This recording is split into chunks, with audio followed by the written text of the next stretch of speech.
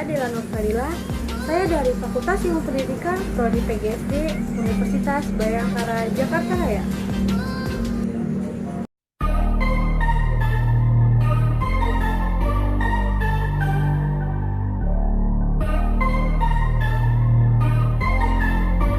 Nah, apa sih yang kalian ketahui tentang sejarah Orde Lama?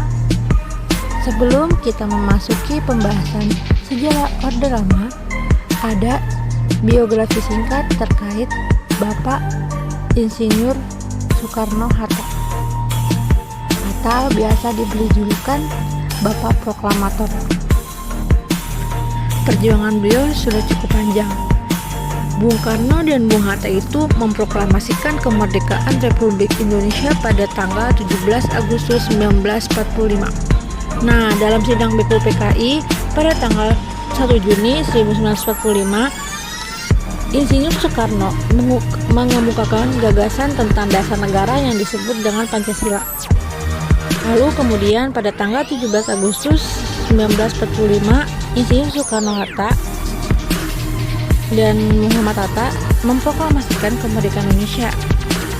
Lalu dalam sidang PPKI 18 Agustus 1945, Insinyur Soekarno terpilih secara resmi menjadi aklamasi sebagai Presiden Republik Indonesia yang pertama.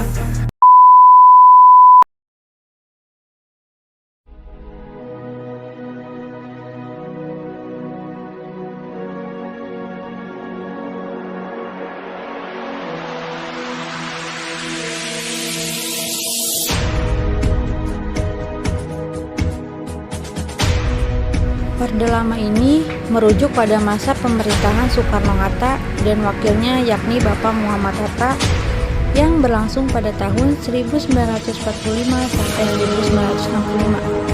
Nah, asal mula Orde Lama ini yaitu ketika Indonesia merdeka selepas Perang Dunia Kedua.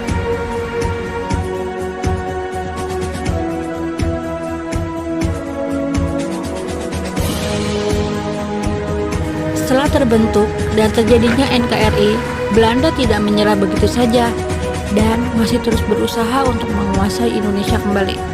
Kemudian, Belanda pun banyak melakukan agresi militer sejak Indonesia merdeka di tahun 1945 dan baru saja resmi mengakui kemerdekaan Indonesia pada tahun 1949.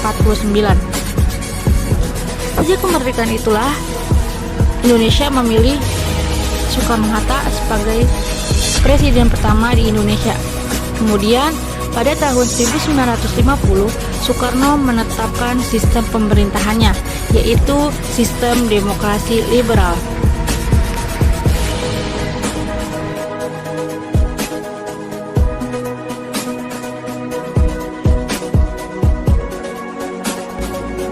Nah, di sini sudah ada beberapa kabinet yang berkuasa pada masa pemerintahan demokrasi liberal. Lalu ketika itu demokrasi liberal Indonesia menjalankan pemilu pertama pada tahun 1955 dengan agenda pelantikan anggota-anggota parlemen yang terpilih pada tanggal 20 Maret 1956. Nah, dari pemilu itu pun yang pertama yaitu terbentuklah pula Badan Konstitusi yang bertugas dalam penyusun konstitusi tetap.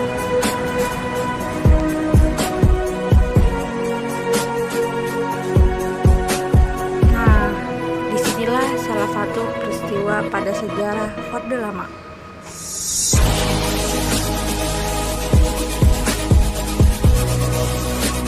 Karena pada saat dibentuknya pemerintahan demokrasi liberal, ada kekacauan ketika itu dan membuat sistem pemerintahan baru.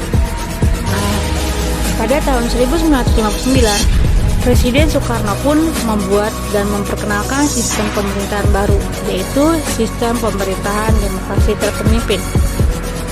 Ada beberapa perbedaan, antaranya demokrasi liberal dan demokrasi terpemimpin, yakni di mana pada demokrasi terpemimpin, presiden tidak hanya bertanggung jawab sebagai kepala negara, tapi berkuasa juga pada semua bidang pemerintahan. Dengan sistem Kabinet Juanda yang sebelumnya berkuasa akan digantikan oleh Kabinet Kerja yang dipimpin oleh Soekarno sebagai Perdana Menteri dengan Insinyur Juanda sebagai Menteri pertama, dan fokus pada kebijakan pada masa sistem pemerintahan tersebut ada pada sektor sandang, pangan, dan pembebasan wilayah Irian Barat.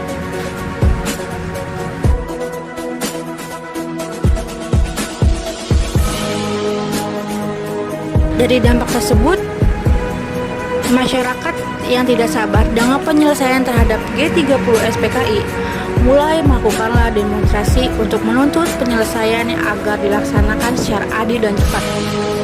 Lalu, turunlah surat perintah 11 Maret yang ditujukan untuk Legend Soeharto agar bisa mengambil tindakan untuk menjaga keamanan, stabilitas, dan ketenangan pemerintah demi menjaga Negara Kesatuan Republik Indonesia atau NKRI.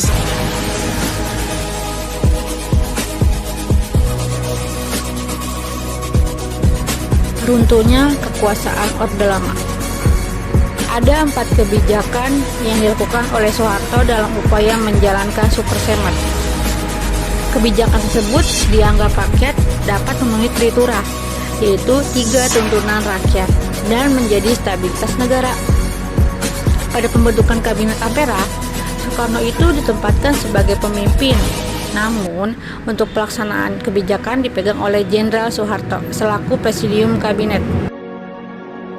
Karena kecurigaan mulai bertambah pada saat itu, maka dari itu untuk mengatasi konflik yang semakin hari semakin berkembang, pada tanggal 22 Februari 1967, Soekarno pun menyerahkan kekuasaannya pada Soeharto sesuai dengan ketetapan MPRS yang menyebutkan bahwa penerima Supersemar berhak mengambil atau memegang jabatan presiden saat presiden berhalangan.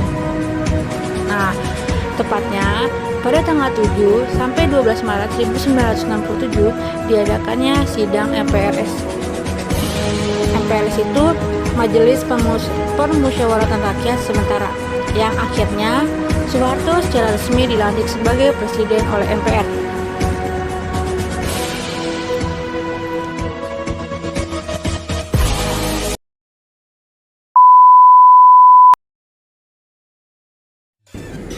Sekian, terima kasih. Kurang lebihnya mohon maaf. Assalamualaikum warahmatullahi wabarakatuh. Sampai jumpa.